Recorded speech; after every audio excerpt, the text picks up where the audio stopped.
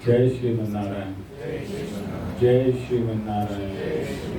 Jai Shriman Narayan. I pay my obeisances to my spiritual master, Srimad Jagat Guru Sudarshan Acharya Ji Maharaj. I pay my obeisances to Lord Sri Ramanuj. I pay my obeisances to our Purva Acharyas. I pay my obeisances to our 12 Alvars. I pay my obeisances to Mother Lakshmi, and I pay my obeisances to Lord Sriman Narayan. I welcome all of you here physically at the Sri Narayan Dham in Durban, South Africa. I welcome those that's watching this discourse locally, nationally, and internationally. And I welcome in advance those that's going to be watching this discourse when it is posted on YouTube and the various groups from around the world subsequently. Today, my topic for discussion is a very sensitive topic. I touched on it about 2 weeks ago, and I spoke about ISKCON and Swami Prabhupada. So this ruffled some feathers, and I think Dana posted this discourse to a devotee of ISKCON, and they sent a message that they were upset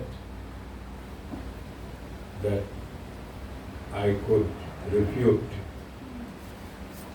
the teachings of ISKCON, that I could reject the Bhagavad Gita by Swami Prabhupada, although it says Bhagavad Gita as it is. What does Bhagavad Gita as it is means?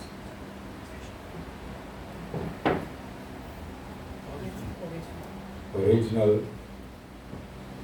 But today, if I have to sit here, if you've got time, I can find 1,000 misinterpretations of the Bhagavad Gita. So not one, not two, but 1,000.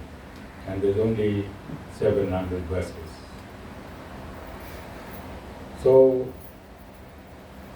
spiritual politics have been going on since time immemorial. Spiritual politics has been going on since time immemorial, and the uniqueness in Sanatana Dharma,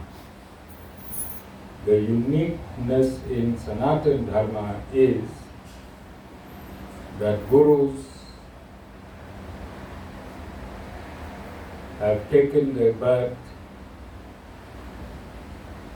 to divert you from the original and authentic teachings of the Vedas, and other gurus take their birth to bring you back to the original teachings. Hear me again. Gurus are born to divert you from the original teachings of the Vedas. Other gurus are born to bring you back to the original teachings of the Vedas. In this game of going off-ramp, when you go off-ramp and some gurus bring you on-ramp, what happens? When one guru takes you off-ramp and another guru brings you on-ramp, what happens? The Vedas become actuated. The Vedas become actuated. Do you understand? For you to take a wrong turn and somebody teaches you to take a right turn, what happens to your knowledge? What happens to your system? What happens to you internally? Do you become more prosperous? So this system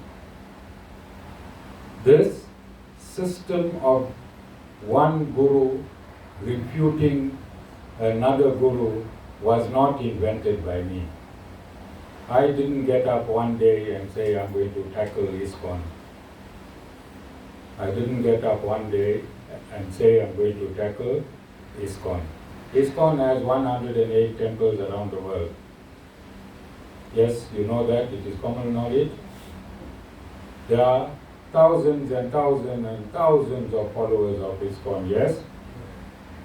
You see them around the world, dancing here, dancing there, yes? Does that mean their teaching is right? If you have thousands and thousands of followers, does your followers authenticate your teaching, or does scripture authenticate your teaching? Scripture. So, I want to answer today and in a series of discourses with scripture. I'm not only teaching the people that queried me, I'm teaching the world. It is my time now. Swami Prabhupada is no longer here. And I am the Guru that is discoursing Sanatan Dharma to the world at this point in time. And my job is to refute all false teaching. Nothing personal. Nothing personal. By me refuting false teachings, what happens to Sanatan Dharma? It cleanses itself of perception. It cleanses itself of perception. So if you go to Google and you ask them what is Sanatan Dharma, they will tell you Sanatan Dharma has three philosophies: Advaita, Dvaita, and Visheshadvaita. There are three schools of thought in Sanatan Dharma. If you go on Google, that is what it will tell you. So we need to know what is philosophy, what is the purpose of philosophy, and what is the meaning of philosophy. What is philosophy?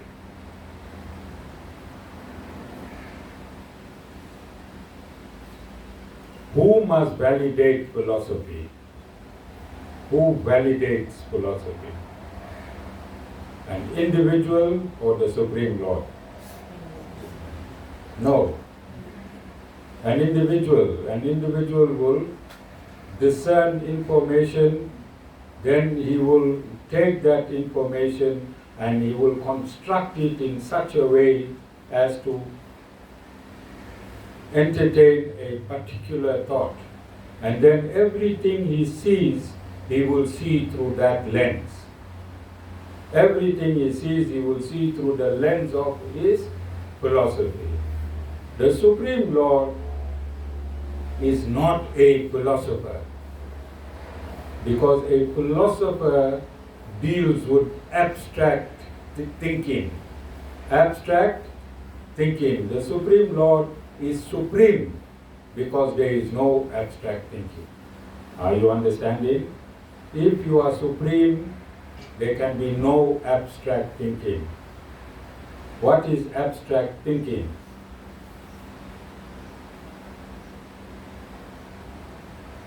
What is abstract thinking?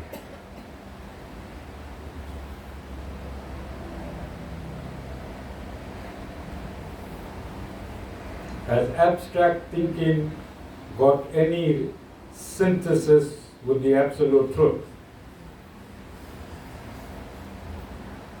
No, because if it had synthesis with the absolute truth, then it won't be abstract thinking. Do you understand? The absolute truth needs to be found. It has to be there. And the Supreme Lord has given us the absolute truth in the four Vedas, the 108 Upanishads, the Brahma Sutras, and an extract from the Mahabharata called the Bhagavad Gita. This is the absolute truth. Is it there? If you Google for Bhagavad Gita, will you find it? If you Google for the Upanishads, will you find it? If you Google for Brahma Sutras, will you find it? Is there anything abstract in this action? Are you understanding? The Vedas is the software that creates this universe. The Vedas is the software that creates this universe. Are you understanding? And because of the supremacy and the perfection of the Vedas, this universe is created. So the Supreme Lord takes the software called the Vedas and he inserts it in the universe. When he inserts it in the universe, creation happens. Have you ever seen the moon falling? Nirali, moon didn't fall in your backyard? Satish, you remember when you used to run as a small boy in the night and you thought the moon was following you? You remember Satish, right? Okay. So, because of the perfection of the Vedic software, the moon has not fallen. Has the sun ever risen in the west at any point in your life? It is because of the perfection of the software of the Vedas that the sun continues to rise in the east. Are you understanding? Every action in the universe is powered by the Vedas. Every action in the universe is powered by the Vedas. When you breathe in, it's powered by the Vedas. When you breathe out, it's powered by the Vedas. When you sleep, it's powered by the Vedas. When you think, it's powered by the Vedas. There is nothing in this universe that is not powered by the Vedas. Show me where philosophy comes in. Show me how philosophy makes you breathe. Show me how philosophy sustains this universe. Can you show me? Is there any philosophy that can sustain this universe from the abstract? So philosophy is abstract, the Vedas is practical. How do you know the Vedas is practical? How do you know the Vedas is practical? Because every day, whatever you do is found in the Vedas. There is nothing that you do is not in the Vedas. You study engineering, it's in the Vedas. You fly an aeroplane, it's in the Vedas. Do you know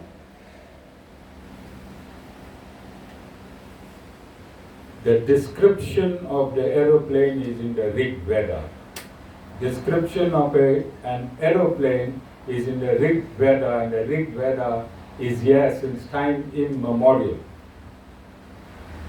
And in modern science, when was an aeroplane invented? By the right brothers or the wrong brothers? You understand? So there is nothing. Mathematics in the Vedas, astronomy in the Vedas, the distance from the sun to the moon in the Vedas, the distance from the moon to the sun in the Vedas, everything is in the Vedas. See this bead? You're chanting beads? How many beads do we use to chant? 108. 108 is the magic number. It's your key to enter and nourish yourself with whatever is in the universe. 108 is your key. The Supreme Lord used 108. You have 108 chakras, not 7 or 8 chakras. You have 108 energy points in your body.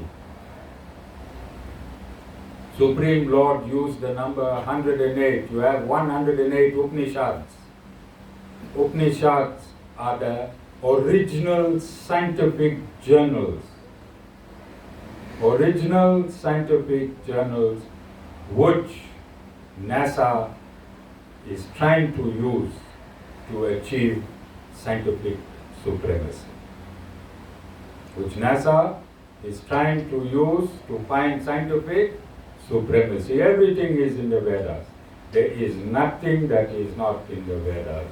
Atomic bomb, nuclear bomb, whatever bombs you want is there in the Vedas. You can't ever find anything in this universe and come to me and say, Acharya Ji, not in the Vedas. Only thing not in the Vedas are my devotees. I don't know where. But everything else is in the Vedas. You can find common sense in the Vedas. So going back to Swami Prabhupada,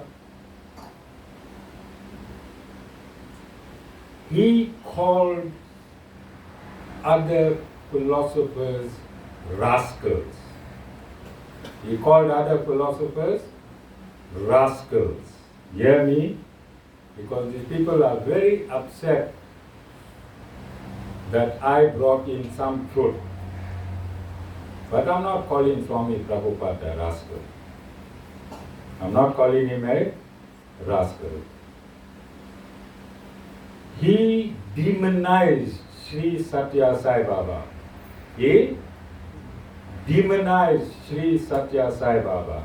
I am not demonizing Swami Prabhupada. I'm saying this professionally.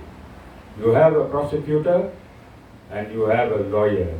The prosecutor looks at the evidence in the docket and prosecutes the accused. Yes? The lawyer defends the accused. Whether the accused is right or wrong, the lawyer defends the accused.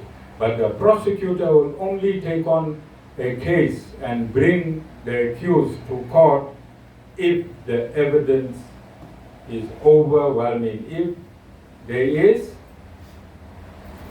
evidence beyond reasonable doubt. Evidence beyond reasonable doubt, then only you can be prosecuted.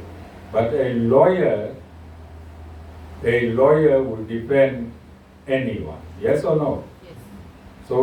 So similarly, two gurus. One guru will defend the absolute truth, another guru will defend whatever he perceives to be the truth. Because the criminal, he will tell the lawyer his perceived truth in a criminality. Yes or no? So this is what is happening now. I am a guru. Swami Prabhupada is a guru. He expounded a philosophy called Asintya Veda Abeda. Sounds nice? Asintya Veda Abeda. It means simultaneously the same and different. He says that the soul is simultaneously the same and different with the Supreme Lord. Inconceivably and simultaneously the same and different to the Supreme Lord. They say that you have the same quality of the Supreme Lord, only thing you are different in quality. You have the same, you are different in quantity. Same quality of the Supreme Lord, different in quantity. So I'm refuting that. Why am I refuting that? Because I can't find it in the Vedas. I can't find this philosophy in the Vedas explicitly. Anything a guru teach, anything that a guru teach must be found in the library of the Vedas, not in a page of the Vedas. You can't take a page of the Vedas and make it the Vedas itself. Yes or no? So a guru must teach you only what is in the library of the Vedas. If a guru teaches you a page of the Vedas, then that guru is teaching you intentionally wrong knowledge. What is teaching you? Intentionally wrong knowledge. So somebody will say, how and why is ISKCON famous around the world? You think that's a fair question to the Guru? Yes. Did Swami Prabhupada try to teach the philosophy of Asintya Abheda in India? Let's start there. Where he is from? India. Did he try to teach this philosophy in India? Yes. He tried for many years to teach this philosophy in India and he failed. Why did he fail? Why did he fail in India? Because people in India are more acquainted with the Vedas. Yes or no? People in India, are they more acquainted with the Vedas? And if you expound a philosophy that is not in the Vedas, will they not naturally reject it? So this is why this philosophy was naturally rejected in India. So when he went to America,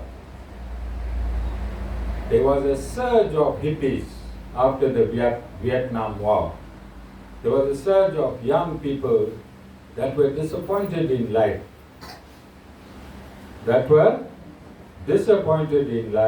These hippies were smoking drugs.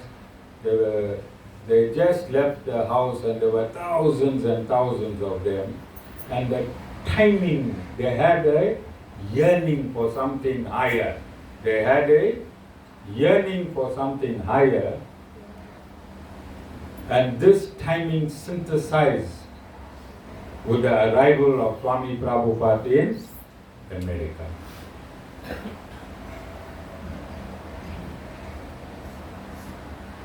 Did they have Vedic capacity to refute this philosophy?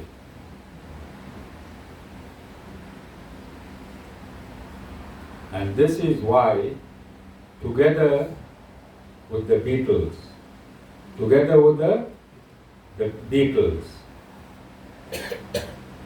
you know what's one of the songs? Lucy?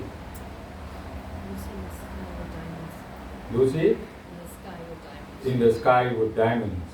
You know that song? What is that acronym? LS?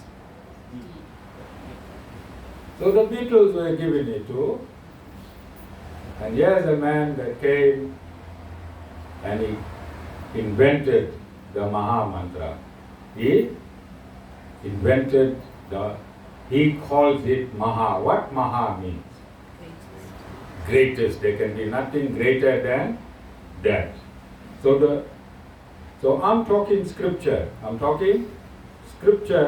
And in scripture, in the Upanishads, there is a mantra that is sung, Hare Rama, Hare Rama, Rama Rama, Hare Hare, Hare Krishna, Krishna Krishna, Hare Hare. That is the mantra. So what did Swami Prabhupada do? He flipped it. He flipped it and made it Hare Krishna, Krishna Krishna, Hare Hare, Hare Rama, Rama Rama, Hare Hare. Now I'm saying the Supreme Lord is a perfect scientist. He's a perfect mathematician. He's a perfect logician. And if a mantra has to appear, if a Maha Mantra has to appear, it will appear in a category of which incarnation was first. Which incarnation was first? Which incarnation was second? And if you combine in a mantra with these two incarnations, which name will you use first? Which name will you use second? Do you understand? So this is what Swami Prabhupada did. He also stated that the Supreme Lord is Lord Krishna. What he said? The Supreme Lord is Lord Krishna, and Lord Vishnu and Lord Narayan emanates from Lord Krishna. What bull? What bull? I went to every Vedic injunction. I went through every Vedic injunction. I could not find it. If it's not in the Vedas, if it is not in the Vedas, then it does not exist. It does not exist. So, just a small background about myself. Small background. In 1978, I was in Standard 8 at Sastry College. 1978, Standard 8, Sastry College, school boycotts. I became a leader in politics. In Standard 8 at my school, and a combination of schools, all the schools were coming to Orient, Durban, and I became one of the leaders. I have a natural tendency to fight what is wrong. To fight what is wrong. Was apartheid wrong? Yes. I was 14 or 15 years old. As soon as I learned apartheid was wrong, I took a stance with that wrong. Then I joined the police force. I joined the South African police force during the apartheid time.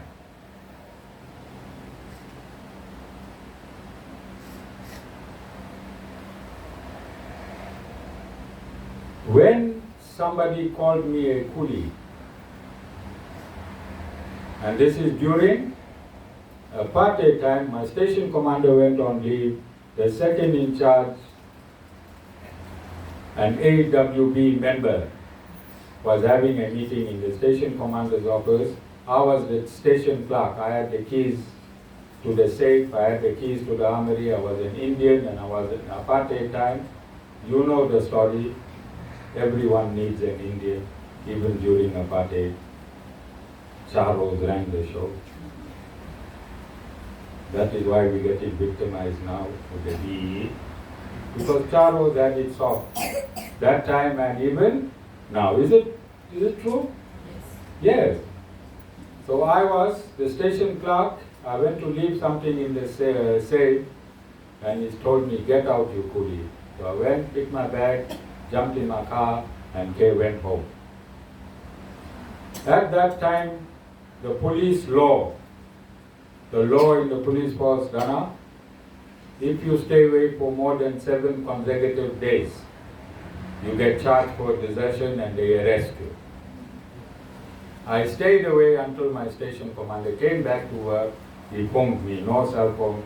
He phoned me, he said, "I hear you have not been at work, please come to work." And I went to work. There's another former policeman right in the back there. All right? I went to work. During apartheid time, it was normal for them to call you a coolie, but I took offense. And they mediated and they promoted me. I asked for a promotion and I got promoted out of time. In the police force, nobody gets promoted out of time. Pretoria will ask 10 sergeants, 5 warrant officers, 2 captains from each station. I got promoted out of time. because I stand for righteousness. I didn't care if they locked me up. I went through hell and back for righteousness. I went through hell and back for righteousness. I suffered in my marriage for righteousness. I fought with my in-laws for righteousness. I only spoke to them after 28 years when somebody died and they apologized. After 28 years. So I'm not going to sit on this chair now and allow any nonsense in terms of the Vedas. Any nonsense in terms of the Vedas. And this is why the Supreme Lord appointed me to be a guru in the Western world. Because in India, I had a guru that came and lived in the ashram for 3 or 4 days from my system. And he told me, please Guru, don't attack other gurus. Otherwise people will... You were there, Dana? I was advised not to attack other gurus, otherwise people will lose their relationship with the guru system. You think that is good advice? No. That is bull. So this is why in India, even from our own system, nobody is attacking these people because they want, you know, they have their own TV channels. Gurus have their own TV channels. It's a big game. It's a big, huge game. So I'm not here to play games. I am here to set the record straight. If your teachings does not emanate from the Vedas, then you cannot say that you are representing Sanatan Dharma. What does Sanatan mean? What does Sanatan mean? Eternal. What does Dharma mean? Constitution. Eternal constitution. Eternal constitution. What does eternal mean? Use your logic. Use your logic. You don't have to be a professor to be listening to this discourse. You don't need to be a self-realized soul to be listening and understanding this discourse. You can be a 13, 14-year-old school-going child to understand this discourse. This is where I'm breaking it down for you. Eternal means, and something that cannot end, cannot change. Eternal means never ending, never changing. If the Vedas is never ending, never changing, can you expound a philosophy out of it? I said last week that everyone who's seated here now at this point in time, and whoever is watching this discourse in any part of the world, there is a mathematical equation between me and you that is perfect. Did I say this last week? Yes. So between whoever is seated here, between me and Sita, there's a mathematical equation, but I'm finding it hard to decipher it. Alright? I'm battling to decipher that equation, but it is equal. That equation is equal. Equation means equal, yes? If you change that equation, what will happen to the mathematics?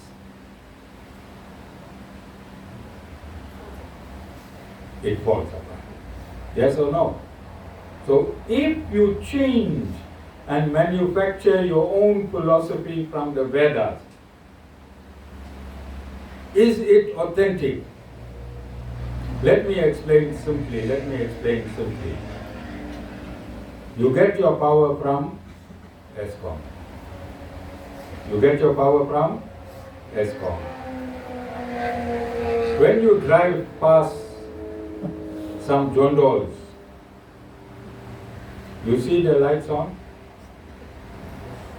They have lights? You see, what you call this TV dish. Almost every jondol got a dish, you know. You see blue wires running on the bottom of the road and overhead from power boxes to those jondols that feeding the electricity. You see it? Yes. So they do have electricity, but is it authentic? No.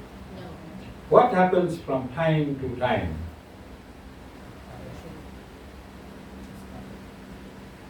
And also what happens from time to time? There's a fire in these jondols. And they self-destruct, don't they? Because they stole the electricity. So what these gurus who do not abide within the parameters of the Vedas do when they steal a few verses? They steal a few verses, they do have some light, but it is stolen light. Stolen is not eternal. Any founder,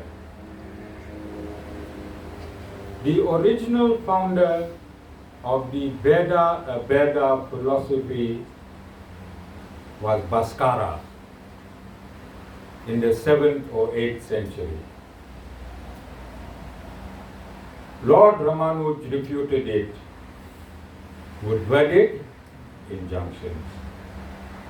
In the 16th century, Sri Chaitanya Mahaprabhu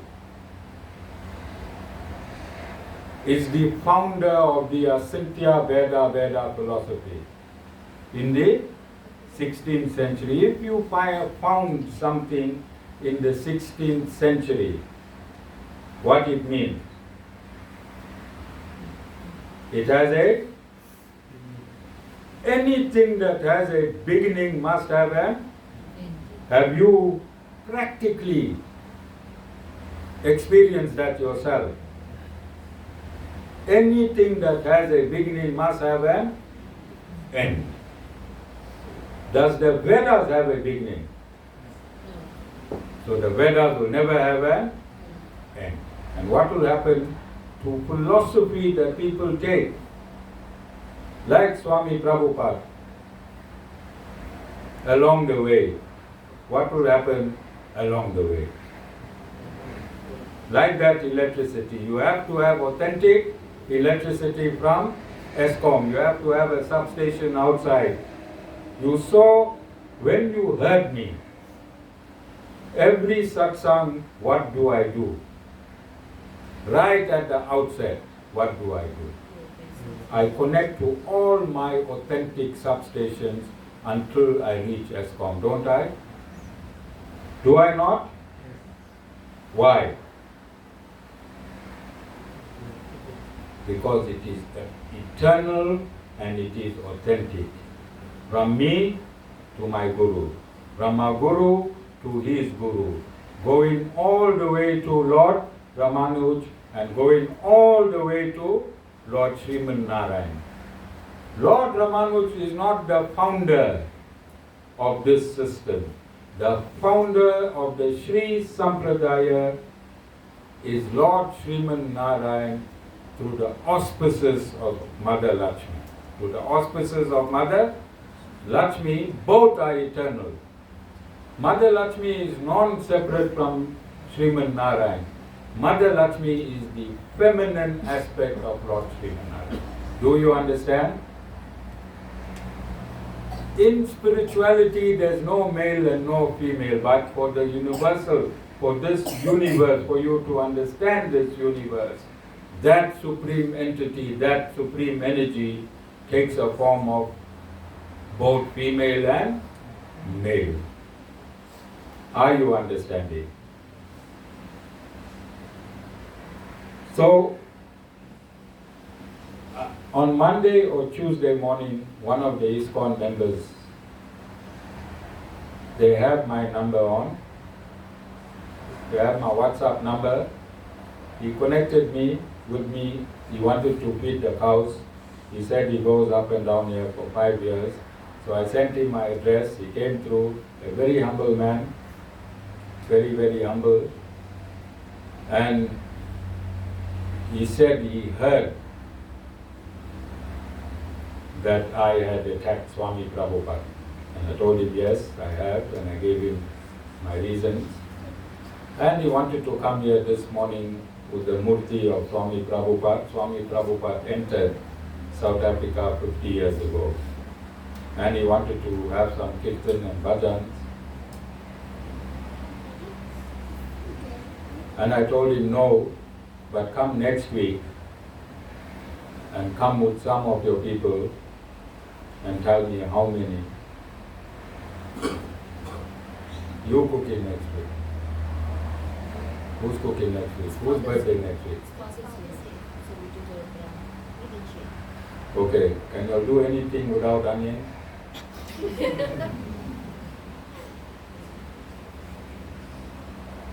But I'm going to send him this discourse first. And if after this discourse he still wants to come, I cannot appease him and digress from my teachings. Yes or no? If he wants to come here, it's fine, but he must hear this discourse. He must. And I'm sure many ISKCON members are watching this discourse. Alright? I am prepared. They come with their books, and I come with my books to have a debate. To have a debate. But more than a debate, I am ready to defend myself scripturally. More than a debate, I am ready to defend myself scripturally. Any amount of them. There are thousands and thousands of them. I am prepared to meet them and explain to them and teach them and bring them to this understanding. Bring them to this understanding that you cannot claim. Have you encountered ISKCON devotees? Yes. How do they project themselves? Holier than thou. Yes or no? Untouchables. Yes? Have you encountered this with ISKCON devotees? But yet they have no foothold in the Vedas. And if you don't have any foothold in the Vedas, you don't have a foothold in Sanatan Dharma. Have I got a problem with Islam? No. I don't. I bring them here. The saints come to my ashram. I feed them, they feed me. Yes? We got a loving relationship with Islamic saints. Have I got a problem with Christian saints? They come here, I feed them, they feed me, we hug each other. Why have I got a problem with ISKCON? Because Islam didn't take one page from the Vedas and become holier than the Vedas and become the custodians of the Vedas. They got their own book, yes? Am I right? ISKCON is confusing the Sanatan Dharmic world, aren't they? Yes. Today, more than any other time, we are in a world of technology. I am teaching oneness to the whole world. I'm one of the foremost gurus in oneness in the world at this point in time. How do I explain to a Muslim when he says, ISKCON is saying Lord Krishna is the Supreme Lord and you are saying Lord Narayan is the Supreme? How do I explain that to a Christian? How do I explain that to my black brothers and sisters? Didn't we just open a shrine in the Eastern Cape? And I taught them who Lord Narayan is, didn't I? Yes. And they have their own concept of Lord Narayan. So, isn't this confusing the entire world now? especially if they say Bhagavad Gita as it is. Don't I have the right to say Bhagavad Gita as it is not? Do I have the right to say Bhagavad Gita as it is not? Do I have that right? Why?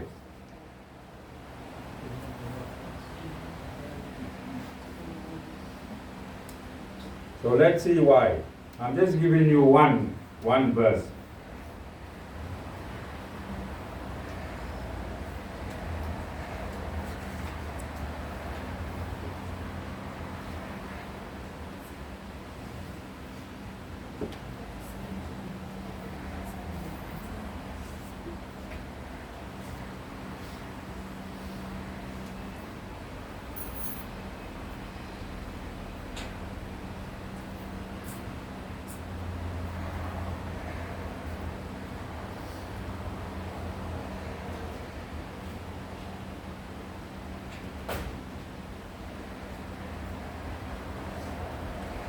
So it's verse, and I'm reading from which Bhagavad Gita? As it is. As it is not. No, I'm reading from as it is, but I'm going to show you why as it is not. So, Bhagavad Gita as it is, chapter 11, text 47. O universal form, O thousand-armed Lord, I wish to see you in your four-armed form, with helmeted head, with club, wheel, conch, lotus flower in your hand. I long to see you in that form. And then the next verse, verse 47, the Supreme Personality of Godhead said, My dear Arjuna, happily have I shown you my internal potency, this supreme universal form within the material world. No one before you has ever seen this primal form, unlimited and full of glaring effulgence.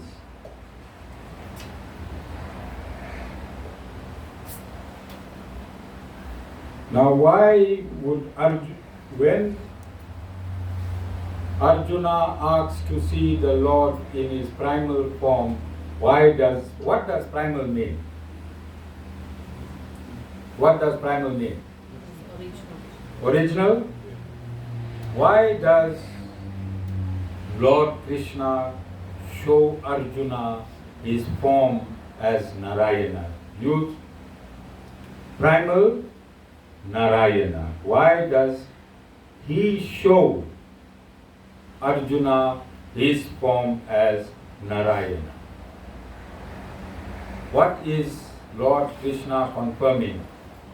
And this is from Swami Prabhupada's, his translation, and I'm giving you this information from his translation. Can you see the contradiction? If Lord Krishna was the Supreme Personality of Godhead, and if Arjuna asked him to show him his primal form, which form must he show him? Was it necessary for Arjuna, who is looking at Lord Krishna all the time, to ask him to see his primal form? Are you understanding? Was it necessary for Arjuna to ask Lord Krishna to see his primal form if Lord Krishna is the Supreme Personality of Godhead?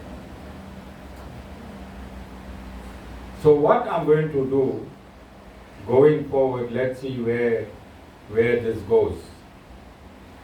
I'm not going to use any other scripture. I'm only going to use Swami Prabhupada's scripture to show his own contradictions. You think that's fair? I'm not going to consolidate from anywhere else. I got the Srimad Bhagavatam, which he contradicted over 1,000 times. There's over 1,000 contradictions in his teachings. A bona fide spiritual master cannot contradict himself in any way to appease anyone. Do you agree? Yes. If God is supreme, then his teachings must be and absolute. What does supreme and absolute mean? Unchangeable. Because I said that the program and software for this universe is the Vedas, which is inserted in the universe to actuate these universes. Along the way you come and you change it, what will happen to the universe? What will happen? This same software, which is called the Vedas, is inserted at every creation. So can the Vedas be altered? Every creation, every 311 trillion 40 billion years that the universe is in existence, there's an equal time it is not in existence. 311 trillion 40 billion years it is not in existence. And I see my future daughter-in-law very, very afraid looking at the Guru because she lives near these ISKCON people in Unit 5, and she's hoping, hey, nobody photographs her because they're going to catch her on that side. Malik, don't worry, you protected. So, every 311 trillion 40 billion years, there's creation. The same Vedas was inserted to actuate this creation. Then 311 trillion 40 billion years, there's no creation. We live in the Supreme Personality of Godhead in an unconscious state. 311 trillion 40 billion years. Please don't let this boggle your mind, Trisha. 311 trillion 40 billion years creation exists. 311 trillion 40 billion years there is no creation. So in the Vedas, now scientists are affirming this. Everything that I state in the Vedas, scientists have somehow or other affirmed. Now scientists are affirming that time is not linear, it is cyclic. Time is not linear, it is cyclic. As you go up, time gets less. So blink your eye, everyone, and open it quickly, look at the Guru. You'll all blink your eye. Fast, a quick blink. How fast that is? How many seconds that is? Less than a second. For Lord Narayan in Vaikunt, for Lord Narayan in Vaikunt, 311 trillion 40 billion years is less than a second. So according to him, you think you got such a long life of suffering. He just blinks. And that's your entire span in this universe. Do you understand? So don't go home and cry, the Lord is not with me, I'm suffering for months and months, I didn't get a job, I got sick. For the Lord is a few seconds, not your life. Your life, the entire creation, 311 trillion 40 billion years is just a few seconds. Do you understand? So you need this knowledge, and where the Guru can give you this knowledge from? Must it not come in an authentic scripture, or must it come through philosophy, abstract understanding? Must you get information, concrete scientific information, or must you get abstract understanding? What fills your soul? Okay, let's look at the soul. Let us look at the soul. Lord Krishna says in the Bhagavad Gita, and I can use this Bhagavad Gita, There never was a time you did not exist, or the kings did not exist, or I did not exist. What does Lord Krishna says? There never was a time where the soul did not exist. Because the soul is eternal. It has no birth and no death. So the soul existed all the time. It's hard to understand because our conditioned mind, you only know birth and death. So it's difficult to understand that you are eternal and you, me, and God existed all the time. God wasn't born, you wasn't born, and I wasn't born. I never die, you never die, God never. We just took different forms. The souls took different forms. What is the soul constituted of? What is the soul, the real you, the light inside? What is it constituted of? What is the soul constituted of? Knowledge. Soul is constituted of knowledge. What knowledge is the soul constituted of? Vedic knowledge. Soul is constituted of Vedic knowledge. What else is the soul constituted of? Bliss. Soul is constituted of Vedic knowledge and soul is constituted of bliss. What is Vedic knowledge?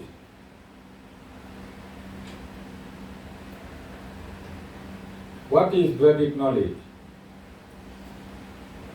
It is eternal knowledge. So the Supreme Lord is eternal. The essence of the Supreme Lord is knowledge. The essence of the Supreme Lord is knowledge. You are eternal. And one of the attributes of you is knowledge. The Vedas is eternal. The Vedas is eternal. And one of the attributes of the Supreme Lord is the Vedas, which is his essence. Let's understand this.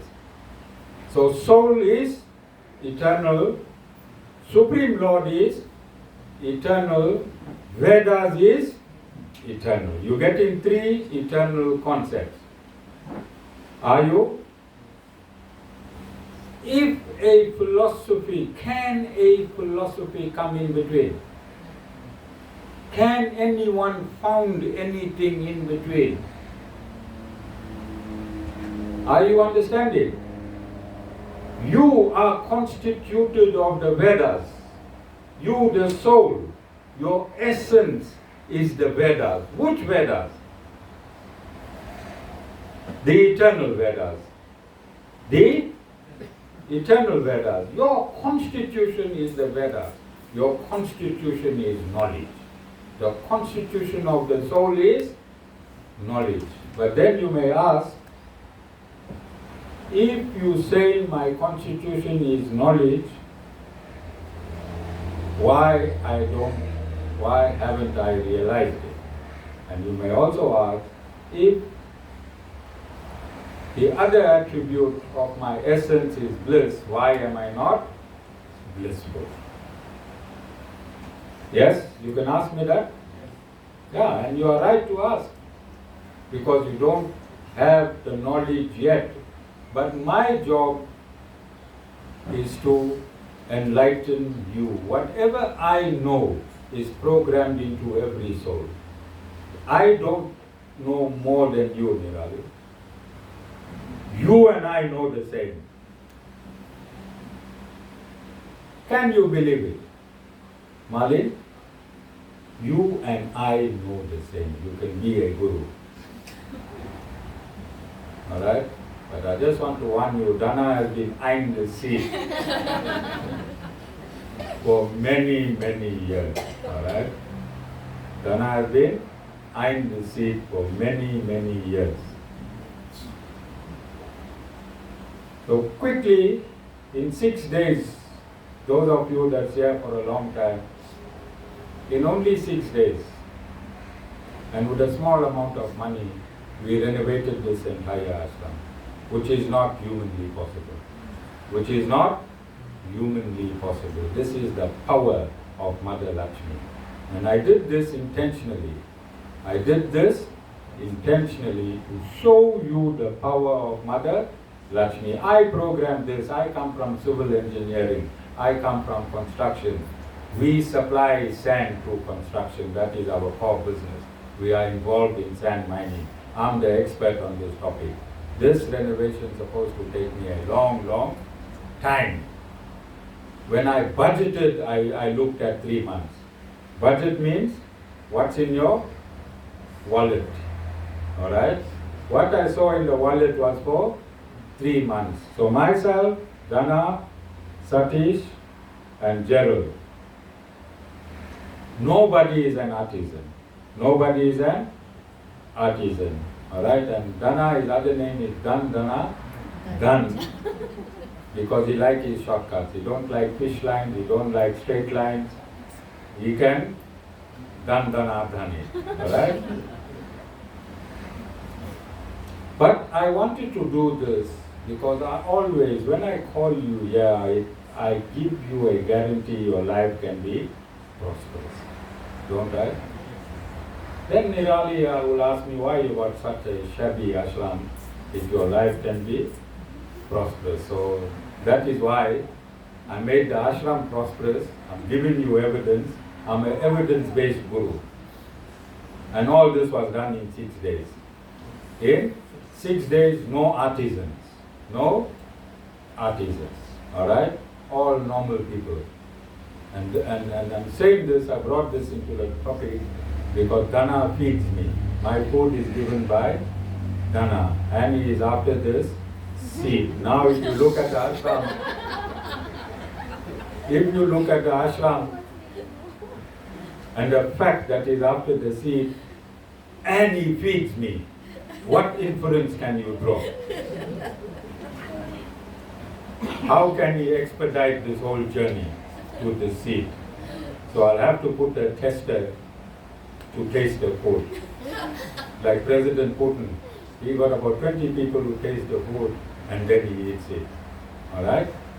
So this is how prosperous. I want to see everyone's house like this. I want gold in everyone that is loyal and has faith. I want gold in your house, I want gold in your life, but please don't put gold on your teeth. I don't want that bling bling. So that night you open your mouth, I might just get struck with gold lightning. Alright, but I'm giving you gold. You getting gold, that's a promise. But you have to have faith. You have to have faith. And I'm saying to you and the world, you can ask me any questions related to the Supreme Lord. And I won't go in one place and fidget and give you the answer. I'll give it to you immediately.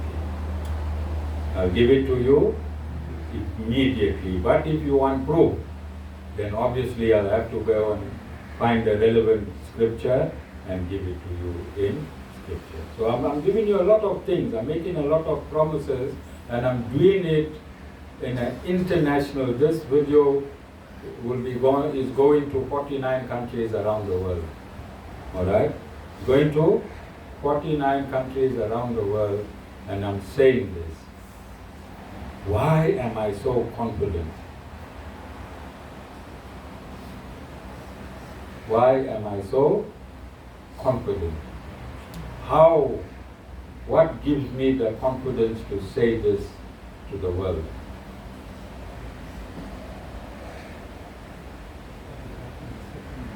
because I got the backing of the Supreme Lord, I got the backing of my Guru, I got the backing of Lord Ramanuj, I got the backing of the entire system, right up to Mother Lakshmi. Right up to Mother Lakshmi. And if you cry too much to Mother Lakshmi, what she'll do? Who's the controller of the universe? Her husband. Yes? If you cry too much by the wife, what children normally do? Where they go cry? Then what the mother do? Twist the arm of the father. Yes. Jessica, not break the arm. Twist the arm. Right. And I must tell you, Jessica was the only interference in this whole thing. Every hour she's asking her husband, what time you coming home? What time you coming home? Alright? No, I'm joking. Jessica will be in trouble. Okay, so I want to explain to you this, that your essence is knowledge, and why you don't know what I know. I want to explain to you. So consciousness can be described as two parts within the soul. Where there's consciousness, there is a soul. Where there's consciousness, consciousness is the symptom of a soul. Wherever there is a soul, there is a consciousness, and it can be described like this. One aspect of the consciousness is called substantive consciousness. One aspect of the soul is its substantive consciousness. In that substantive consciousness resides everything, bliss and knowledge. Another part of the consciousness is called the attributive consciousness. The attributive consciousness, and this consciousness permeates outside. This consciousness permeates outside. When you are born with karma, and this karma is inserted in your attributive consciousness. This karma is inserted in your attributive consciousness, that consciousness that's pervading outward from the soul. Outward from the soul. It is still consciousness. If you taste salt from the outside, will it be salty? You taste it, you take a big piece of rough salt, you taste it, you suck it from the outside. Will it be salty? Then you break it up and you suck it from the inside. Will it still be the same saltiness? Yes? That's how consciousness is. When it is substantive, it is inside within the soul, composing the soul, and when it pervades outside. So this karma gives you a body from 8.4 million species. There are 8.4 million vehicles that this karma, that this soul is inserted as per karma. As per karma. So I'm not going to go, I'm only going to deal with the human form. Time is almost up. Malin is thinking, hey, will they ever celebrate my birthday today? My bungalow is yapping one day. He's attacking an institution near my house. Now he's taking time. What time will I have my birthday? Alright? So Malin, just now, I'll round up very, very quickly.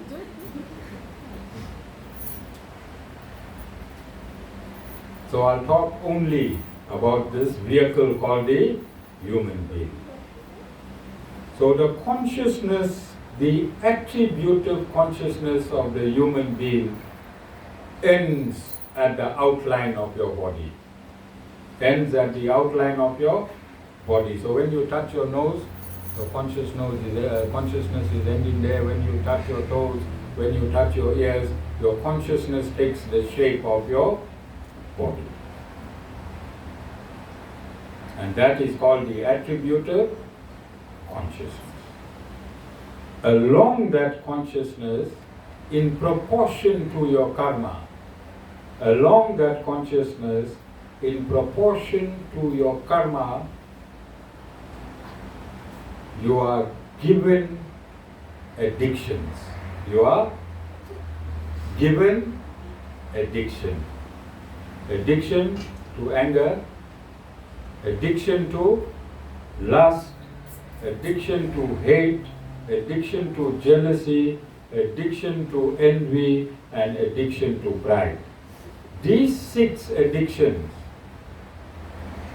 have been awarded to you as per your past life balance sheet.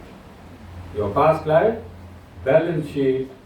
So if somebody is very angry, it's you.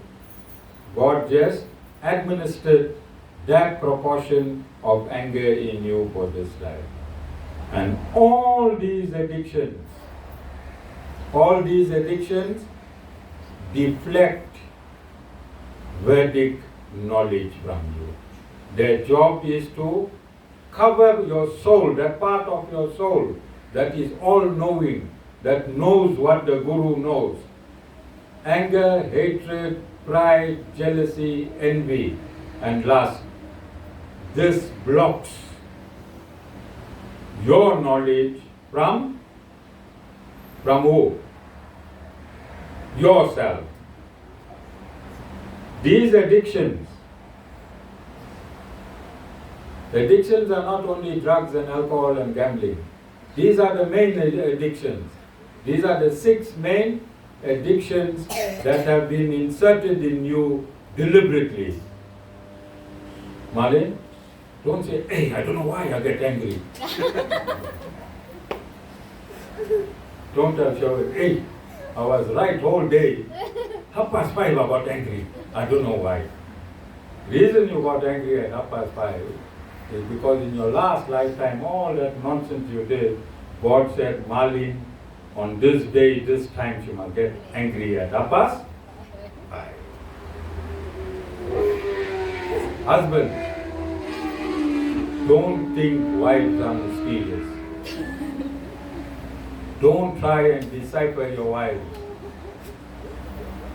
and their tempers and whatever they do. After this, you'll be peaceful. God has made them like that, as per their karmas. Who made them?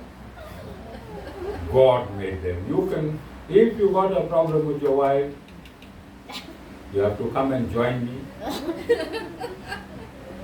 I'll unlock the knowledge in you and you'll understand your wife. You know, years ago, I should hear in the corridors. I used to have 4 satsangs like this around Durban. 4 halls were full. And in the corridors, Norman, I should hear people saying, hey, this Guru is an outie. The only reason they used to say this Guru is an outie, but because I wasn't scared to discuss the speed of the mouth of their wives. I said, if the mouth was speeding and they wanted to put brakes in Nirali in Marisburg, the brakes should only hold in Durban. And I had a lot of husbands that started following me because they were so relieved. They thought only their wife mouth ran at that speed. And here the Guru came and gave a scientific explanation, practical explanation. If you hold the mouth brakes in Marisburg, it only holds here in Durban. If you ask your wife for 1, you must already know you're going to get 20.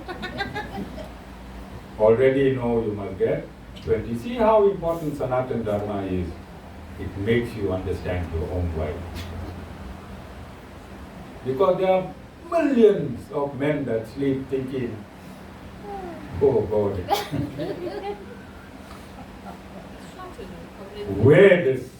What happened when you created woman? What happened? Millions of men of all religions around the world. This is the first thought. Like in Sherwin stage now, Norman, everything is hunky-dory. Flowers. I saw he ran and brought a cake in time. Right? 5 years' time we'll still be celebrating Marvin's birthday. Let's see if Sherwin do all what he did now in the potting time. Because wives are twins. One wife you courted and the other wife you married. Okay? You're laughing a bit loud. Don't pray for me when you go home.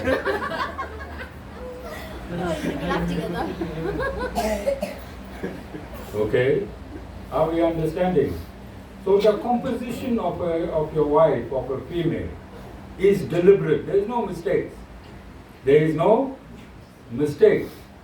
They have been constituted deliberately by the Supreme Lord, as per their karma. Alright? So in one lifetime you're a wife, next lifetime you can be the husband.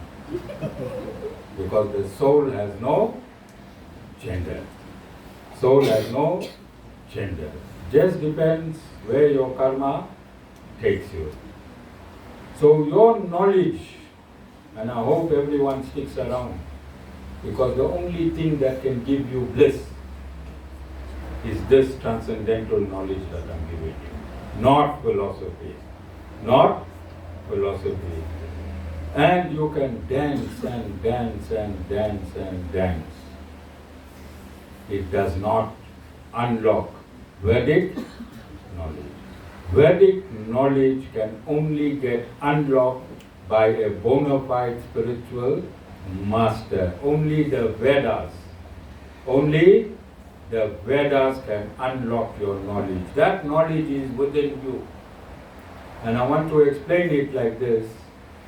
If you are walking barefoot on a thorny field and there's absolutely nothing else there and you get poked with thorn, how will you remove that thorn?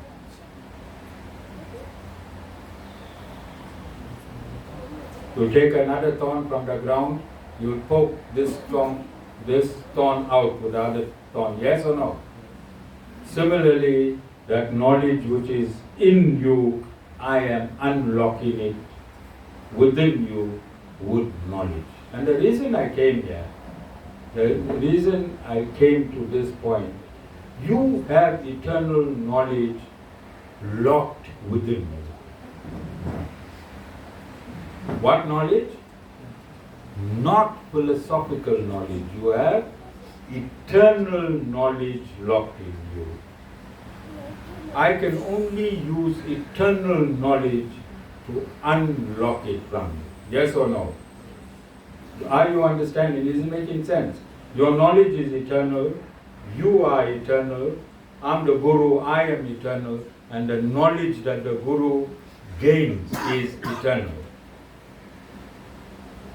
So if a philosophy was created or founded somewhere and you follow that philosophy, will it unlock the eternal truth of your soul?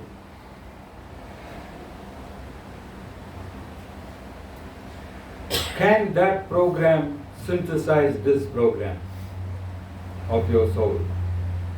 Can a philosophy, when connected to the software of your soul, can it unlock that knowledge?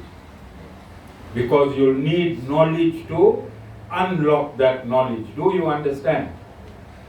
Are you understanding? So this is why we refute. I'm telling the world, don't waste your time dancing.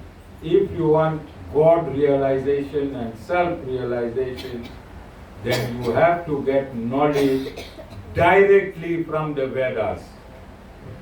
Directly from the Vedas. If any one text tortured the Veda to suit a particular philosophy which was not existent at creation, you'll never get bliss, you'll never get knowledge. You'll be moving around in the dark. Do you understand? Do I have a right as a Vedic scholar to refute what is non-Vedic? Do I have a right? If something is non-Vedic, how must I refute it? With evidence. With evidence. Like I read this one verse, I said I can give you 1,000 verses where Swami Prabhupada contradicts himself. He can't be regarded as a Vedic scholar because I see he has been by material scholars has recognized him as a Vedic scholar. He cannot be a Vedic scholar if he has not expounded the Vedas from within the Vedas. Do you understand? You can't expound the Vedas from outside the Vedas. You can't be a Muslim and say you're a Vedic scholar, can you? So if ISKCON calls itself a religion, I'll accept it. I will accept it because many religions were born after creation. Yes? Christianity was born 2,000 years ago, I have no problem with that. Buddhism was born 2,600 years ago, I have no problem with that. Jainism was born a few thousand years ago, I have no problem with that. Judaism has been born, I have no problem with that. But you can't take your birth a couple hundred years ago and become the custodian of scriptures that you are not born from. Do you understand? That you are not born from. So I'm not the first guru to refute ISKCON. ISKCON got refuted at its birth. Go and read about ISKCON and see when Swami Prabhupada took his devotees to India and the conflict and everything that was happening. It happened at its birth. They were not happy what he did. They were not happy that he acquainted himself to an authentic, the Gaudiya Sampradaya itself was not happy. You can go on Google. Whatever I'm stating here, you can go on Google. So this is not a new thing that ISKCON has been refuted. And I'm not the first guru to have. The Gaudiya Sampradaya itself, where they say they've taken the root from, has refuted their claims of being authentic. Okay?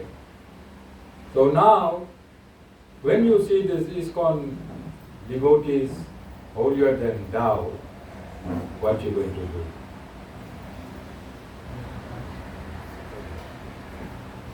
Do you understand? There is no holier than thou in Sanatana Dharma. In Sanatana Dharma, everyone is equal. Whether you are black, whether you are colored, whether you are African, whether you Muslim, whether you Christian, whether you Buddhist. In Sanatana Dharma, everyone is equal. All of you understand? So I'm going to give this discourse to this brother that came, and I'm going to ask him, after listening to this discourse, if you still want to attend our service next week, then they can come through. And I'll give them an opportunity to do their own invocation, to give a discourse on their teachings. But I will not change, I will not retract what I have stated today. Is that fair? Yes. You understand? All of you understand? So I'm a guru for the 21st century. I'm here for the youngsters. I'm here for the teenagers. I'm here for those who are studying in university. I'm here for the engineers. I'm here for the scientists. I'm here for the teachers. I'm here for the lawyers, I'm here for the prosecutors. I'm here if you have common sense, really basically. If you have common sense, then it is your qualification to engage with me and for me to engage with you. Is that fair? Is that fair? Because I want to remove that ignorance from you. Just remember when you was born. When you was born, was this universe here? Universe was here? You found your parents here? All of you found your parents here? Everything was here. What gives you the right to change things? Because before your birth, everything was here. Who are you to change things? Do you understand? You don't have to change anything. I'm talking about spirituality. Yes, if you had a house, parents passed away, you can put a double story. You can change those things, you understand? You can sell your father's car and buy a newer car. But you can't change the universal dynamics. Because when you came, it was here already. Do you understand? Don't follow a guru. Don't follow a guru if he's not 100% in the scripture. Don't follow a guru who can't answer your questions. Don't follow a guru who got no time for you. They just want to sit in high seats and just touch your head. Don't follow that type of a guru. Follow a practical guru. Follow a guru who's a technician for you, who's your mechanic. Who's your? You think that's right, Trish? Follow a guru who's a mechanic, head gasket blown. Guru will? If a con rod shot through the head, guru will? I get some devotees with all the pistons shot through, con rod through the block. But I take care of them. I never had, I think, I never had devotees which was easy. I always had devotees that are hard. Alright? Now I'm asking God, just send me for tune-ups. Quick oil change, oil filter, in and out. In and out. Yeah, I'm gone old now. I can't do complete repairs. Pull a big engine out, pull a gearbox out. I haven't got time. I haven't got time. So I need tune-ups, just one small diagnostic here. Okay, so lastly, I want to wish Malin a very happy birthday. And because I'm a guru, I have to give her spiritual instructions. Okay? So we found Malin to be very, very humble. Sherwin was looking for Malin for many years, and I told Sherwin, God has someone for you. Leave everything that you're doing, you will find the right person. Then he wanted us to take him to India. He said, Dad, these South African girls, they know everything. Let's go India in one village. Get that girl from India, she must not even know English very well. He said, then we'll be in peace. And even then, I told him, Sherwin, nearby there is a girl. Nearby there is a girl. And we find that I was pleased to hear from Mataji that many devotees were excited about Malin's birthday, and some of them made some salad, and I was happy because I need a daughter-in-law to enter this system and be in this system, not outside this system.